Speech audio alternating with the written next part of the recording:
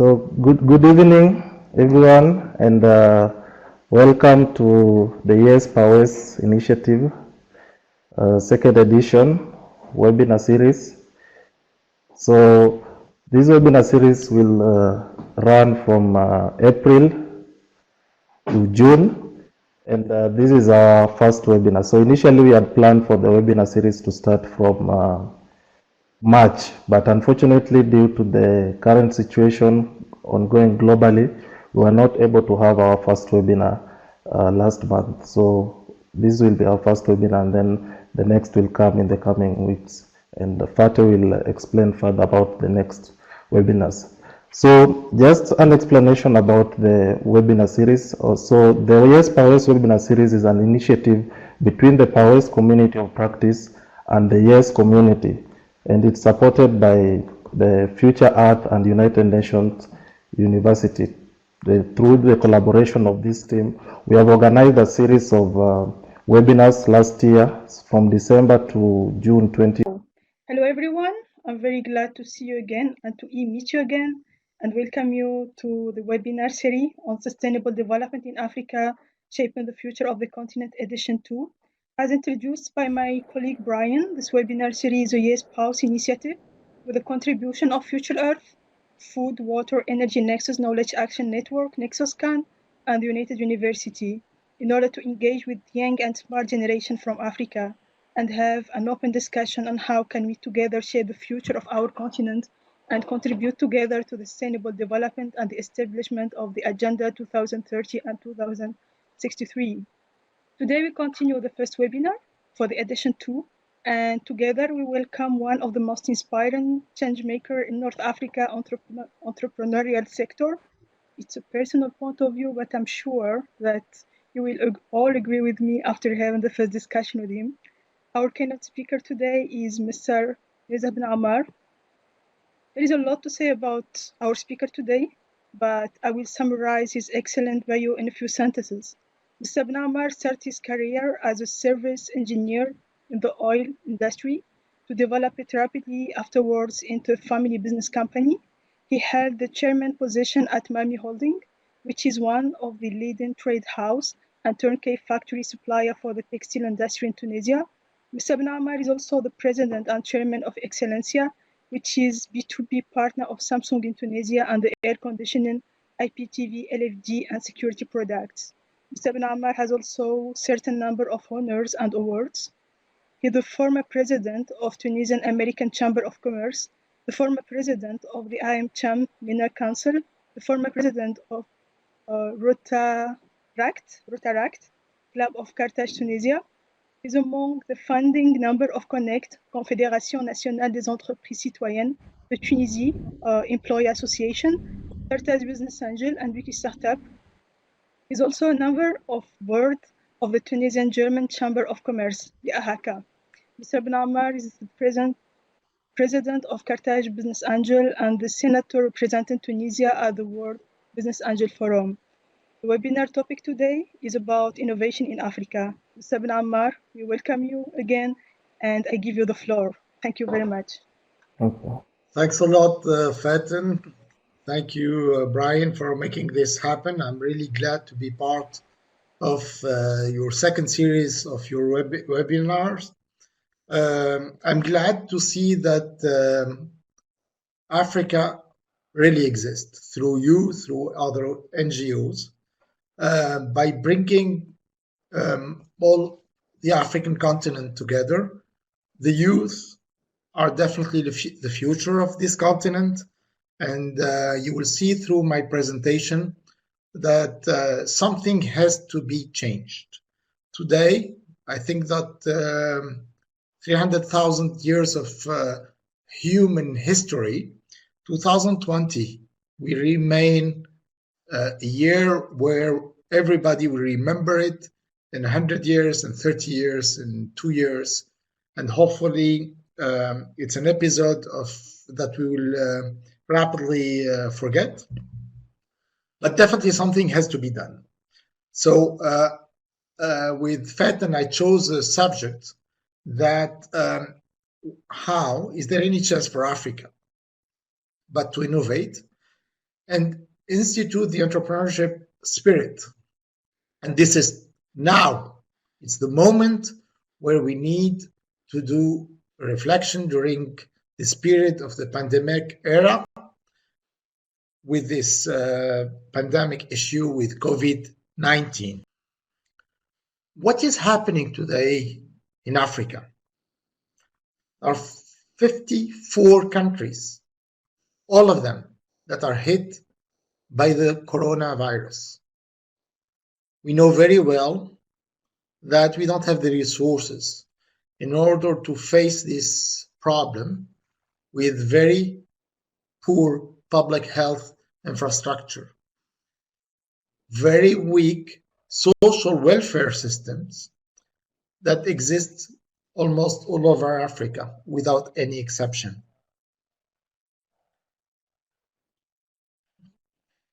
There will be we will need to be ready for some months. Hopefully, I'm avoiding to talk about years. The experts will tell us if it's going to be years or just few months.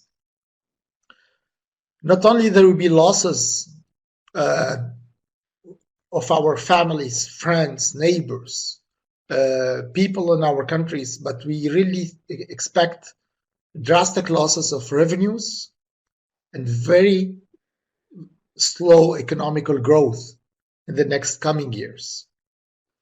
We need to be ready, but we are not going to watch. We need to face this issue. We have the chance to be in Africa because Africa, what I call the survival continent. We have lived wars, we have lived coup d'etats, starvation, Ebola lately, and today there is COVID-19, which make a loss of at least, these are the figures that were given few weeks back, at least about 11 billion. Today, April 17th, the United Nations announced an aid of $200 billion that has to be acquired by the African governments and the African continent to deal with COVID-19.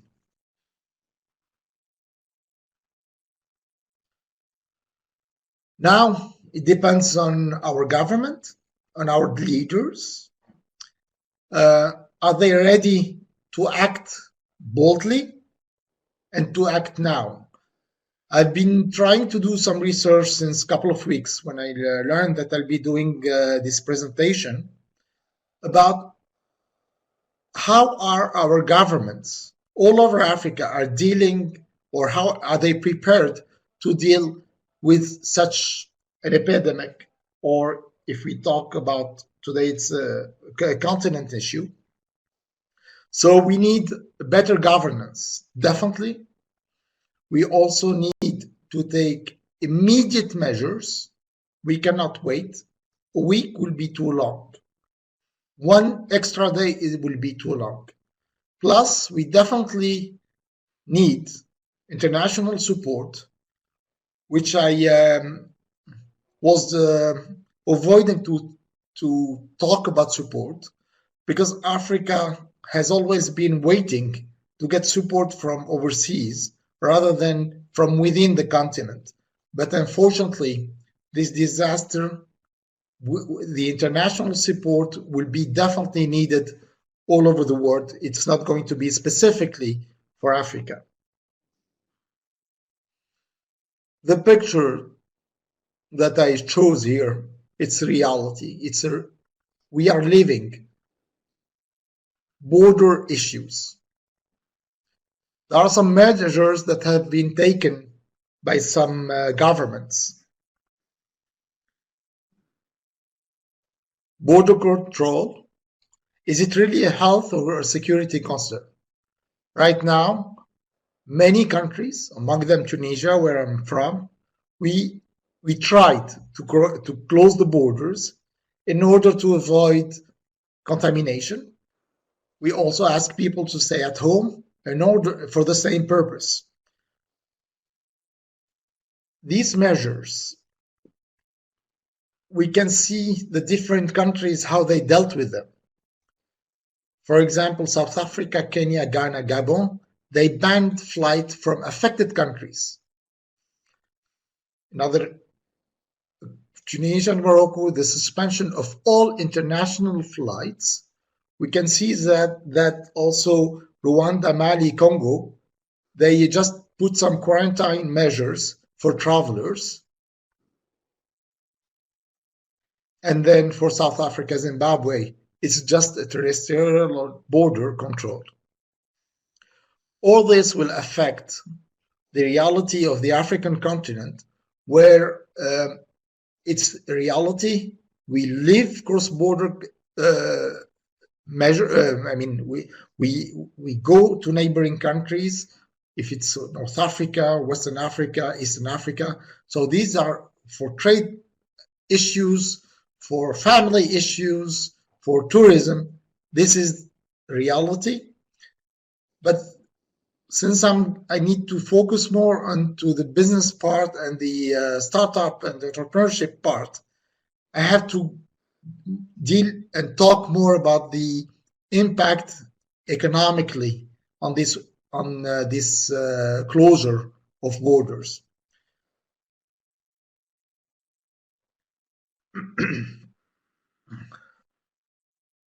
The African continent, if it's Nigeria or Angola, are too dependent on oil. The loss will be by tens and tens of billions of dollars. And this is something that will affect our economy. So not only there will be no more trade, but also the oil prices, where they are today, they will affect too many countries. Then there are some other concerns where we see countries like South Sudan, Angola, or Eritrea, where 95%, for example, of South African export goes to China. China today, they have their own concerns.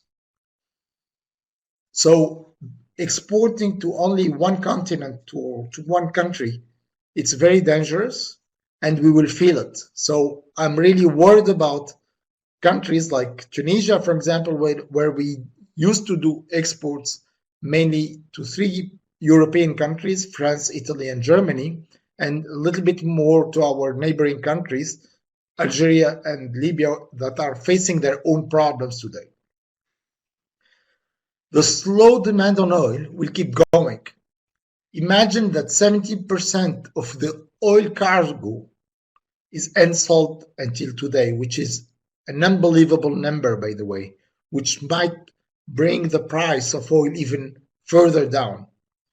We have seen also some hikes in the inflation all over the African continent. For example, in Ghana, food goods, the hike price, the inflation is 100%. We might also expect that people will lose their jobs. If I take one example, the tourism will be hit by such a tragedy where we will lose more than 25 million jobs. A loss of 8.5, which represent 8.5% of the GDP in Africa.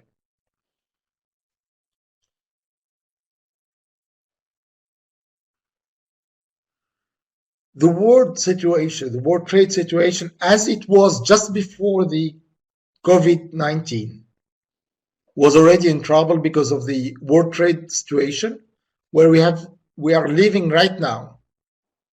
The trade war between US versus China, which is going to be, this trade war might even increase in the few weeks.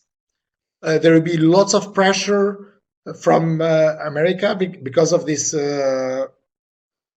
main epidemic and pandemic problem. We have seen also England with their Brexit policy. So the decline, it's not coming, it's not only hitting the oil prices, but all the commodities, mineries, coppers, call them, all of them. If you look at all of the curves, they are going downward because there is no more demand. Plus, the war between Russia, I would say the oil price is going down also because of this pressure that is coming from between Russia and Saudi Arabia. This patchwork, we need the African patchwork that I'll be talking about right now. We can see through this slide that the problems of some countries, like countries that will be very much hit by this coronavirus, like the Seychelles, because of their tourism industry, Zimbabwe, Mauritius, Sao Tome and Principe, South Africa will be hit really hard by this coronavirus crisis. Some countries, they expect that even though they will have some economical problems, but they will keep growing because this is since few years they have been doing all right, like South Sudan, Benin, Rwanda, Uganda, and Ethiopia. These figures might go down because of the how tough will be and how hard will be this crisis. So the patchwork that I'm talking about, so you see like it's not hitting the same way neighboring countries, it's not hitting the same way for the whole continent. So this shows why the African united is not really united. Even when there is an epidemic or a pandemic like this one, we are not hit the same way.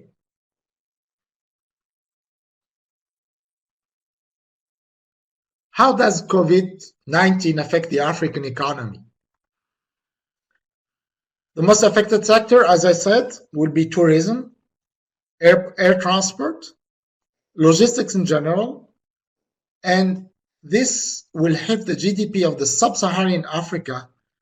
It might go down, decrease from 58% in 2019 to 56% in 2012, and will rise to 64% in 2020.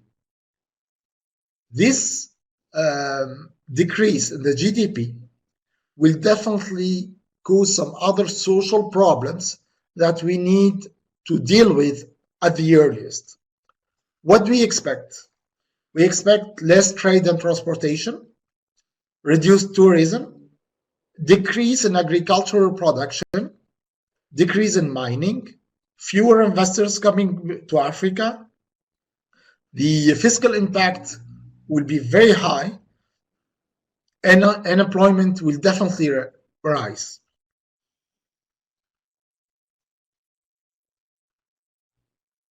We need to give priorities to some sectors, like health sector.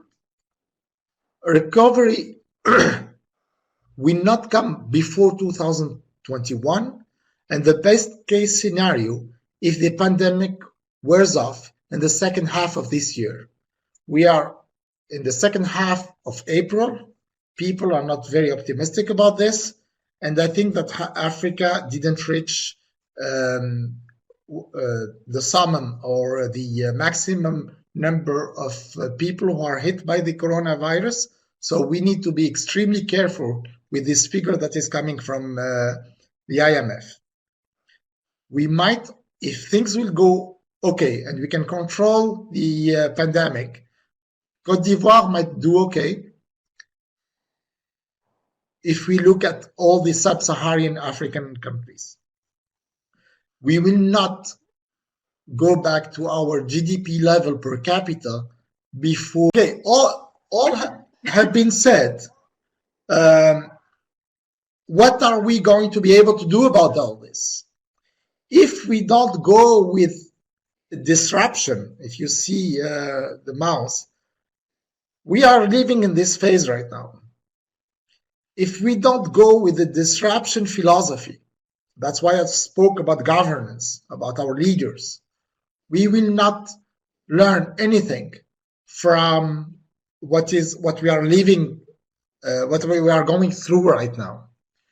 We need definitely for Africa a digital disruption, education disruption, and a service disruption. And I will definitely try to explain what I mean by that.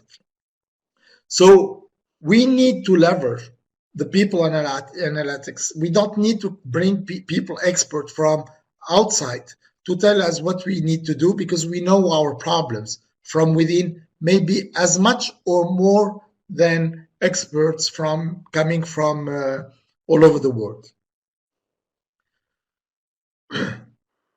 What are the economical disruption measures?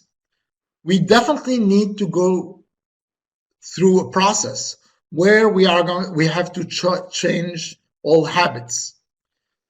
The bureaucracy that we are going through in Tunisia, for example, where we need to bring the paper, and then they will ask you to bring another paper to have a permit or wherever. The Tunisian government was able to change these habits, and since 2 or 3 weeks, all the administration accept emails. They accept, and they were able to put processes with through internet. We cannot just innovate. We just cannot innovate just to innovate. We need to innovate in order to solve a concern, a demand, or wherever. Definitely, we need to go through a technological and a cultural change. It's not by going through coup d'etats or wherever that might change. So we definitely need to learn technology, and there has to be some cultural changes within our continent. We need to know exactly what are the metrics, what are the KPIs. We need to set them up. 2063, it's way too long in my opinion, and I will discuss this later. And we need, as I was saying, avoid this physical part. The continent is too big. The cost of transportation became too expensive for the average class, for the poor people to be able to move, especially now with the risk of getting contaminated. We definitely need to go virtual. And as I was saying, we need to leverage the people analytics. The disruption formula, it's not just technology, it's not just the customers or the people, and it's not the society or the administration.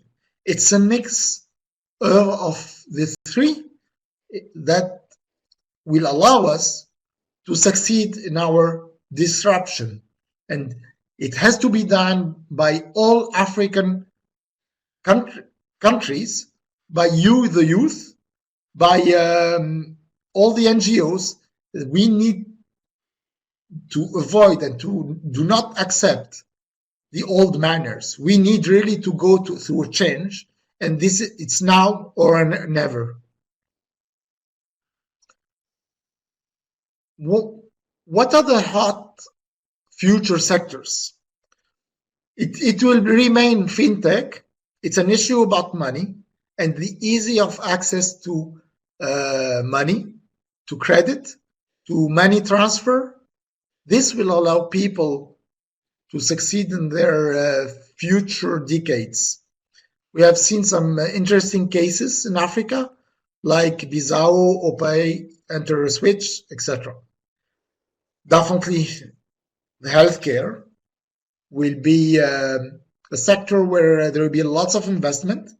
Biotech, medtech, there are some African examples as well.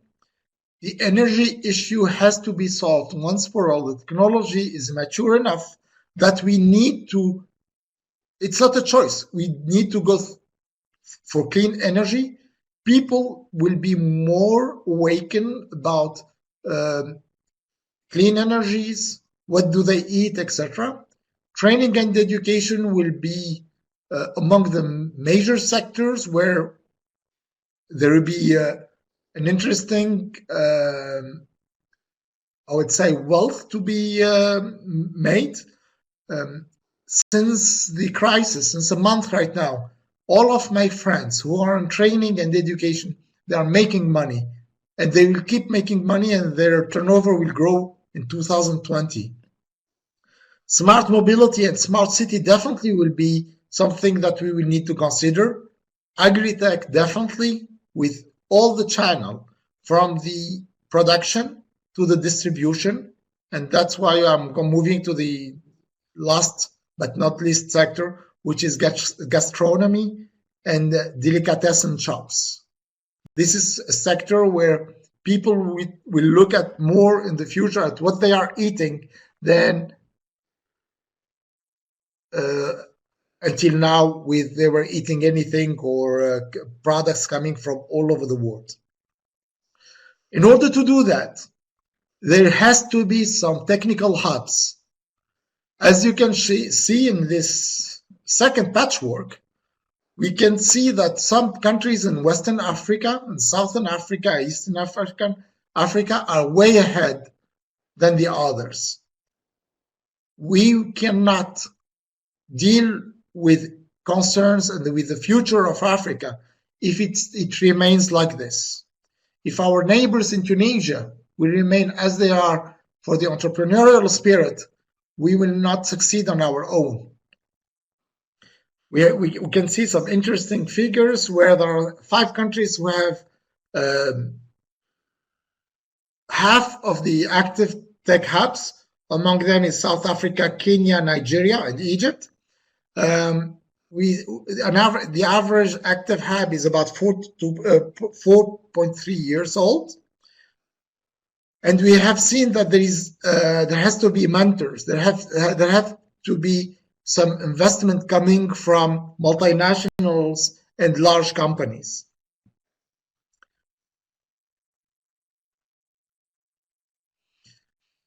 When I look at the sectors worldwide, I'm not talking about Africa right now, we see some sectors that are that will be definitely where the money will be, where the future will be, where the future is, like the sustainable shippers, the nuclear energy, which is not a priority for Africa right now because we are opting for green energy, carbon captures, the DNA data marketplace, mind-altering medicines, microbiome masters, electrocharged therapeutics, AI, and also with AI protein prediction, CRISP, AI transparencies, quantum cryptography, and speed of light chips. As you might see, some of these sectors will be our priority for Africa. Some others we might need to wait until 2063, apparently.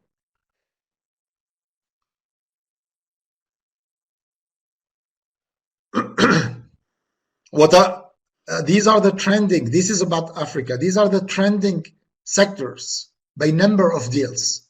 The figure of 350 million might be a little bit pessimistic. I imagine that it's double of that, but this is the total funding that was raised in quarter 2020.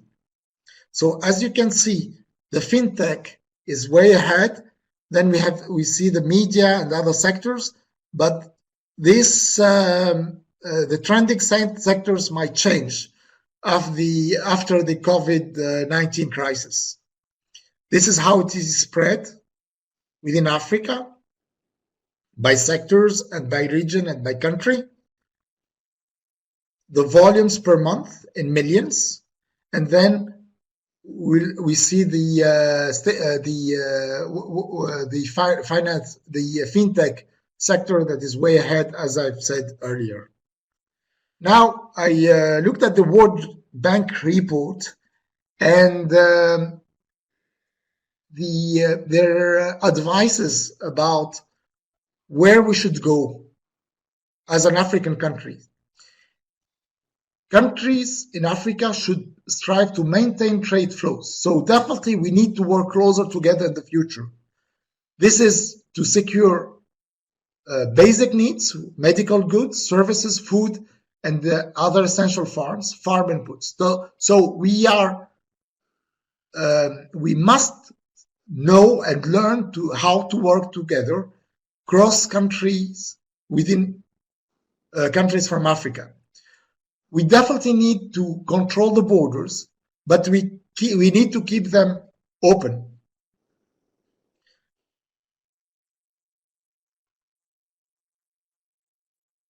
We need avoiding measures such as exports bans or taxes. Definitely, within the African countries, we need to work on these tax issues. We need to work about the projects that we have, like this LECAF, the AFC free trade agreement. I mean, these are issues that it's not something that we need to keep thinking of. Unfortunately, the COMESA, the East African Free Trade Agreement, a country like Tunisia didn't sign, the Tunisian parliament didn't sign this agreement. Nobody knows why. Because of governance, because of our leaders who are out of the pictures, who don't understand what are the priorities of our continent. We definitely need to reduce taxes and to open up, make the trade procedures easier, and definitely solve the problem about logistics in order to maintain a cross-border and international value chains. We cannot export to Europe, we cannot export to Africa, we can do only import, but the ships leave the continent empty. The cross-border trade within Africa is really low compared to the figures of the whole trade figures of Africa with other countries. By joining together, countries in Africa can implement coordinated trade measures in order that we buy together, like for medicines, or if we have one continent, or if we need some raw material, it has to be one market. If it's like spread as it is, we cannot even negotiate or bargain or have the right pricing level because we are not competitive compared to other Southeastern Asian countries, for example. Import bans on Chinese products are not scientifically sound. This is what the World Bank Group is saying. No, I don't agree with that. You know, Cameroon, for example, has recently, just a few weeks back, instituted an import ban on fresh and frozen fish products from China, causing a rise in local prices. I am really sorry. A country like Mauritania are so competitive that they can be much more competitive than bringing frozen fish from all the way from China. So we need to do some import ban on products that are coming from the Far East.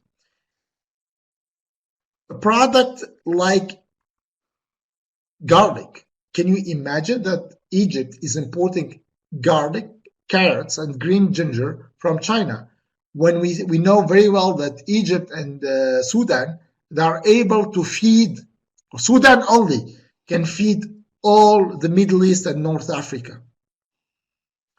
So definitely these restrictions are justified, and in my opinion we need to, it's about time that we work on what are the needs of Africa rather than bringing garlic or fresh and frozen fish from China.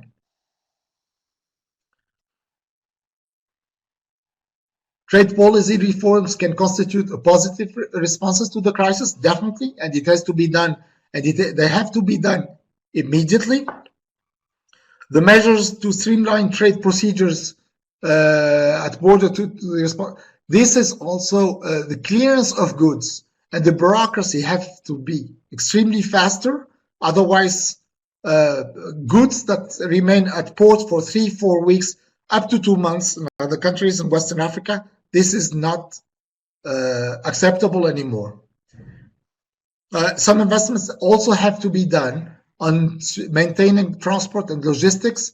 Otherwise, even if the need is there, and we cannot find the means to bring the goods from one part of Africa to another, we will not solve the problem. What are the measures to be taken to boost the entrepreneurial ecosystem in Africa? The African Development Bank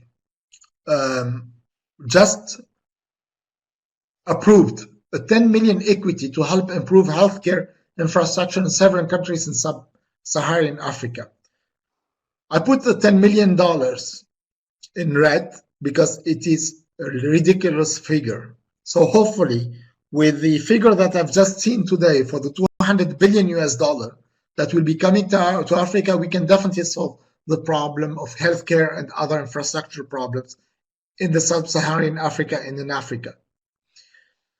The agenda for Africa for 2063, where His Excellency Mr. Paul Kagame, President of the Republic of Ghana, he's heading a committee where he has to identify the challenges facing the continent with the aim of implementing programs that have the highest impact. The highest impact of Africa 2 months ago has changed. So I hope, one, that we to identify this, the need exactly where Africa can have growth. Second, the agenda for 2063, which has been agreed since so many years, it's 43 years from now. Nobody has visibility. In 2019, nobody knew that in 2020 we will go through this mess. So definitely we need to shorten this agenda to the easy hanging fruits, the accessible fruits for immediate impact. We cannot wait. People will starve. People will have major economical concerns in the next coming years. So this agenda and identifying where we have to put the money of this 200 billion or wherever, it's of an immediate concern. And I hope that the African Union, the African Development Bank, take the immediate measures within the next coming weeks without going over or after May 7th. This is about my for the ecosystem, and you can see where we need to put to boost for the entrepreneurial ecosystem in Africa. We see the green label, which is the agriculture, which is a must. People have to feed themselves. Then we can go with the finance, with the health sector, transport and infrastructure, power and energy. These are, and as you can see, the priority in North Africa are different from the ones that you can see in Eastern Africa. They are about the same, like in Southern Africa, except for agriculture.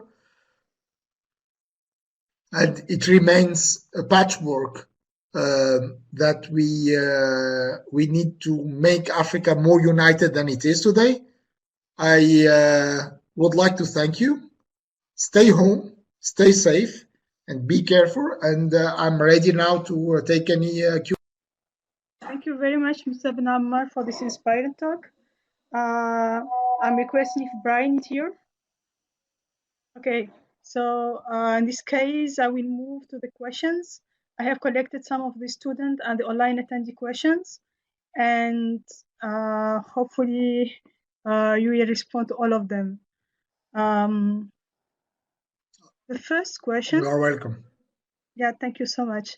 Comes from Nikanin Brendalin, saying that we are the sub-Saharan countries where home private companies were killed with taxes, and we produce what we claim, and we cannot process or export raw material to import freshened goods. Don't you think, sir, that the disruption Africa needs for me is in leadership, judging from the fact we have bad policy implementation and also that we got intellectuals who are not allowed to bring the change.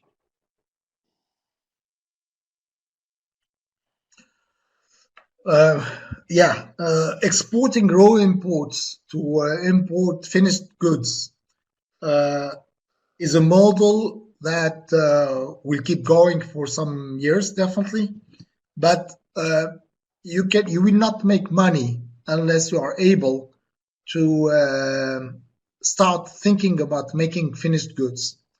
Within 2 weeks, General Motors and Peugeot, PSA, they changed their model from doing cars to making ventilation.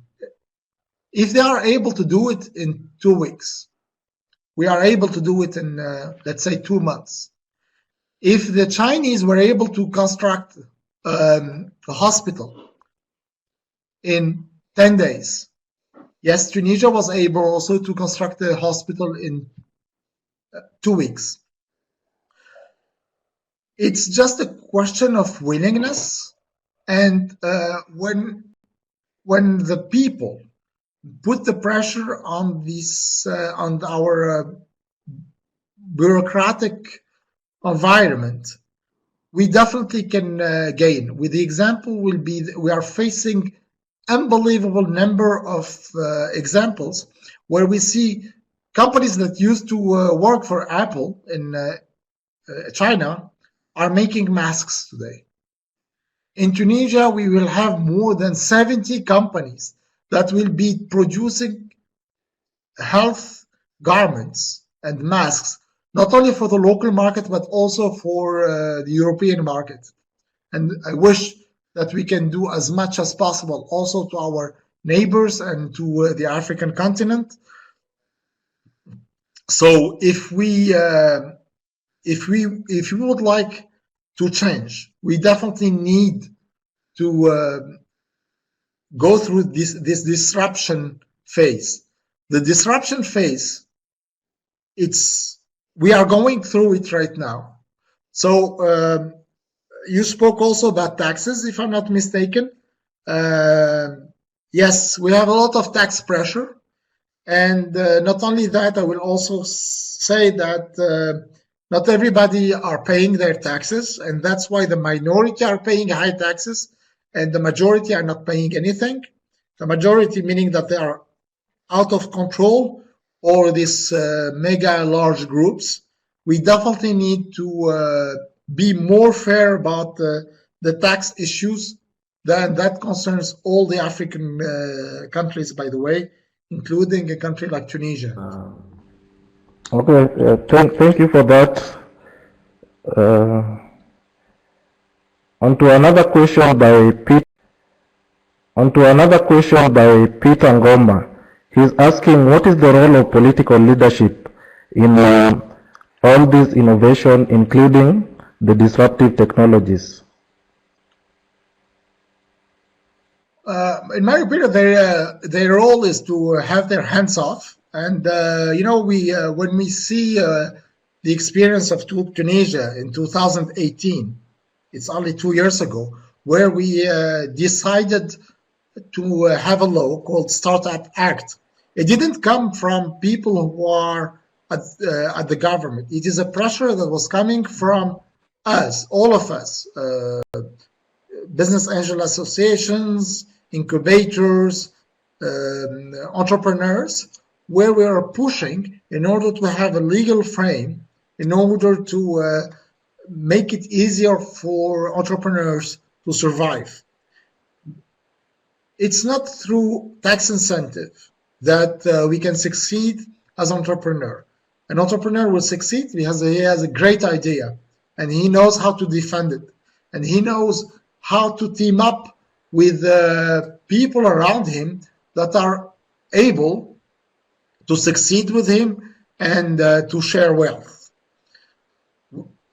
A person who can make his proof of concept, an entrepreneur who is able to do the proof of concept within his own country, with an idea of making his project scalable all over Africa or all over the world, is the person who will definitely succeed.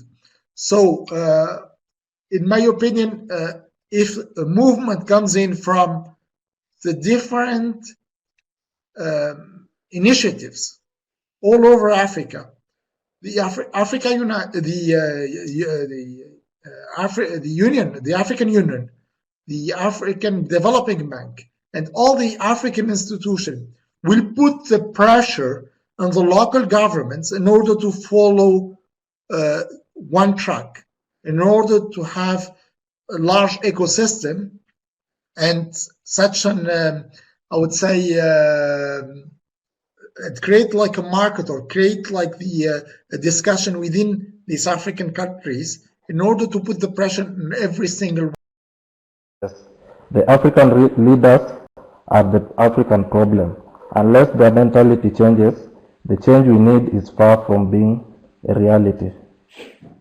And a question from Moise is, she says some African countries with well-planned water and sanitation systems, such as Rwanda, tend to provide a better response to the pandemic comparing to others. Don't you think it is a key sector for the development of the continent and entrepreneurs? I do agree, and that's why we see some countries doing better than others in Africa in different fields.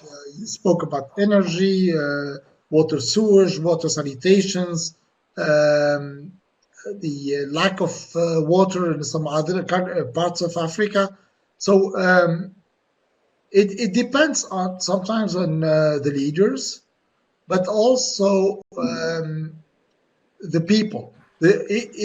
If they remain without pressure, if they don't see any initiative, if it's energy or whatever sector, coming from the people, coming from NGOs, coming from even philosophers who live within these same countries who have some great ideas, not just an idea,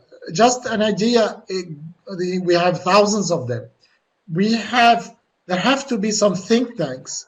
It could be in some small villages, regions, or within countries, in order to push our institutions, governments, and at the highest level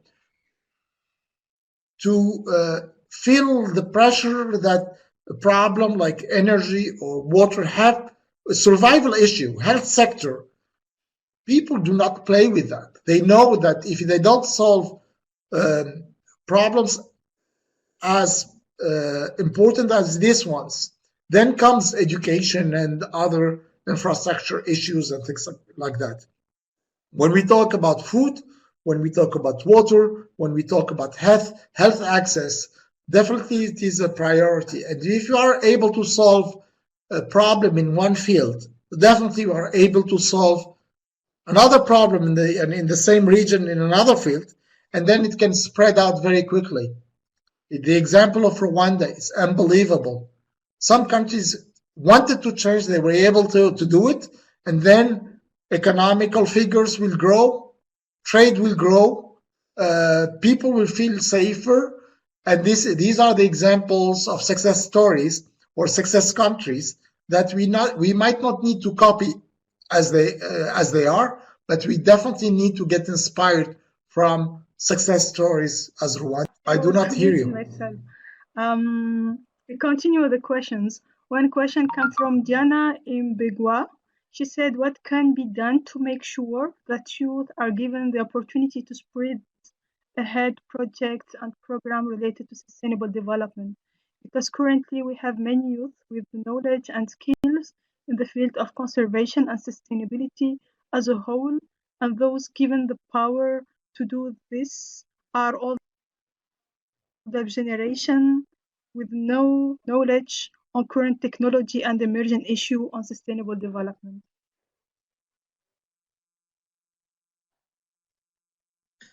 Thank you, Diana. It's a great question. The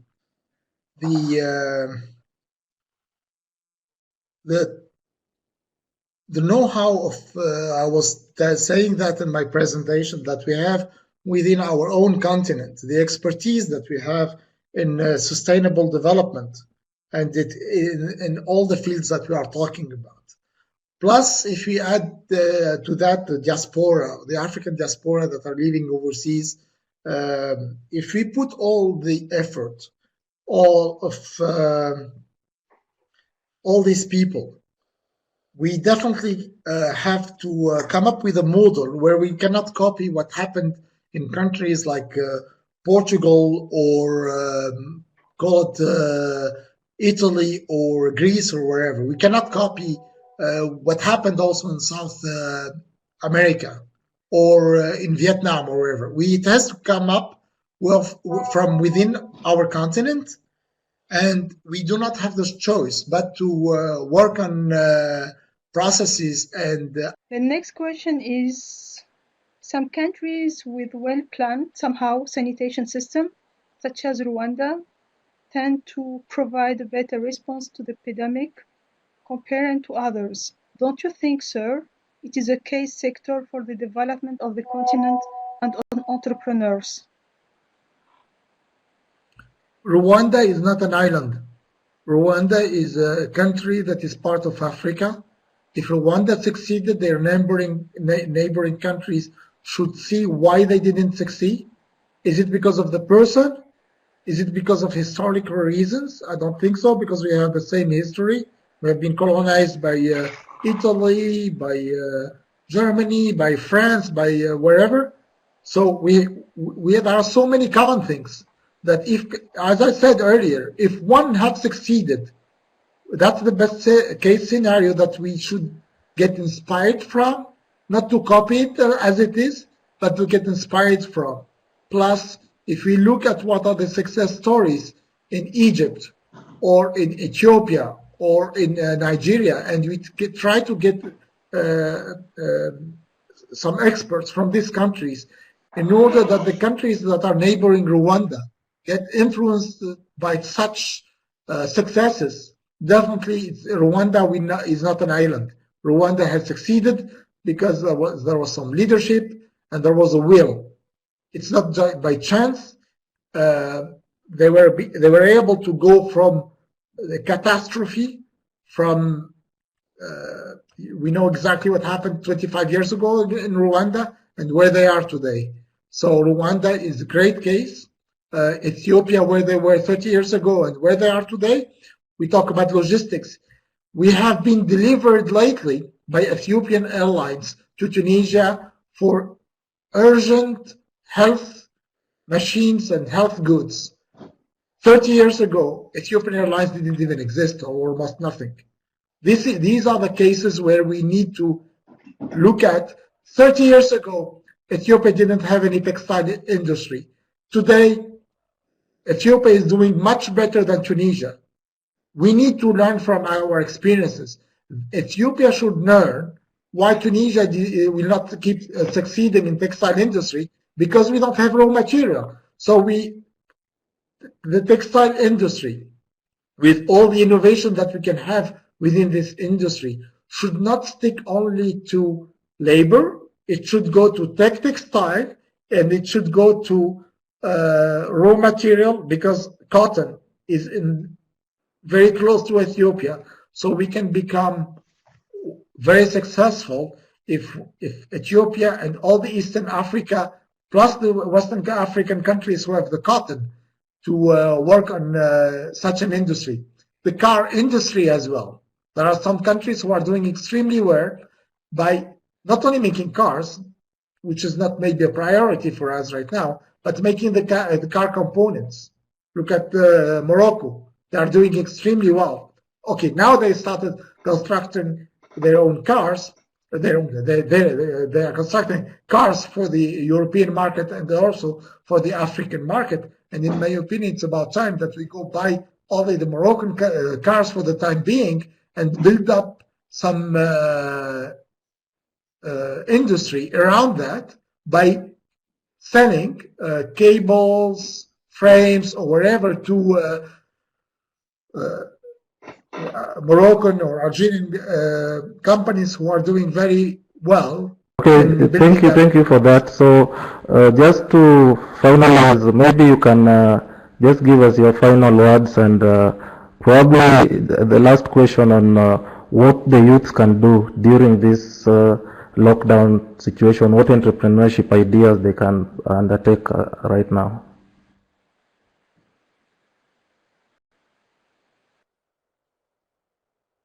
Okay, right now we are living a disruption phase. Make out of this phase a real disruption period. Put the pressure on the governments, put the pressure on the decision makers with a lot of input as civilized people, united people, one word, one will. And definitely Africa will be a case like the other countries have done elsewhere. In I take always the example of the Southeast Asian countries, where they were 40 years ago and where they are today. That's the example. People in Rwanda were able to succeed in 20 years. We can succeed in 20 years as well. 2063 is too far. You will be too old in 2063, and you cannot wait for your kids to give the pressure. It's about time that all the universities, all the initiative, the YESS team, and all the ones who are working in sustainable development, who are working on entrepreneurship, they need to give all their input to all the institutions within their own regions, countries, and at the continent level. And I really thank you guys for such a great work in order to help up people get together to bring new ideas, to bring great ideas. And I'm sure that in the near future, we will hear after hopefully this difficult phase of this pandemic problem with the COVID-21 to go around it and solve. Thank you so much, Engineer Ben Ammar, for the wonderful presentation and the response to the questions that were asked. And I also appreciate everyone who has attended and participated in this webinar session, despite the few glitches in internet connection here and there, but we've successfully managed to complete it very well. Thank you for all who have submitted their questions, even though due to time some of them we've not gone through, but I think there are very few. So after this webinar, I will share with you the slides and even the recording for this webinar. I will share with the students so that you can go through. I will share it on the PAUWES COP page, and also it will be shared under the YESS community website. So apart from that, the series will continue in the next month, towards the end of the month or next month, and I'll give Fateh the opportunity to update us on the next course. Thank you, Faten. Congratulations for the great work that you're doing. Thank you very much. Yeah, thank you all. I'm also sorry for the interruption we had to. Thank you. Yeah, I would say I'm also sorry for the interruption we had today and for the challenge in network, but I'm very happy that you could make it today. Thank you very much, Mr. Ben Ammar, for the brilliant and rich presentation. In my opinion, innovation in Africa will be the source of growth and the tool of addressing our global challenges like climate change, social issue, inequity, etc. Regions are seeking to promote their economic development increasingly through support to innovation. For Africa, I think that it's time to define our implement strategy and policy instruments to build this trend. Thank you again, Mr. Ben Ammar, for the great presentation. Thank you, Brian, Axel, or the organizing team for the great work and for the hard work. Thank you, PAUWES student, all our online attendee. I really appreciate this good spray, this interaction, this